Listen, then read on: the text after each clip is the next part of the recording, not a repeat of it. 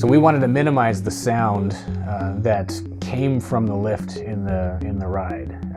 We learned a lot and heard a lot from customers that they just don't want to hear that lift when it's in the same cabin that they are. So we spent a lot of time thinking about quiet ride.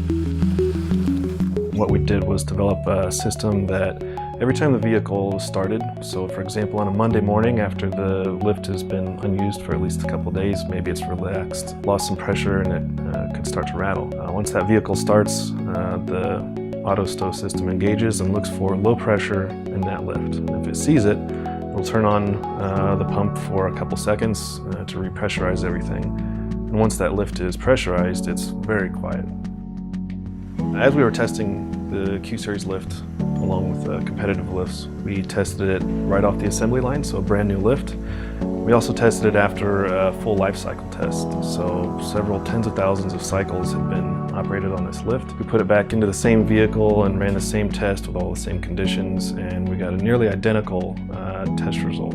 So, after several life cycles, this lift is still going to be quiet in the back of the vehicle. So if you look at the BraunAbility Q-Series inboard lift compared to 3 competitors, our lift actually in an A-weighted decibel measurement is between 40% and 400% quieter than competitors. It is the quietest thing we've measured. And in fact, if we step outside of technical measurements now, it was perfectly quiet in the back of that Sprinter van. You could not distinguish the sound of our lift over the baseline chassis noise.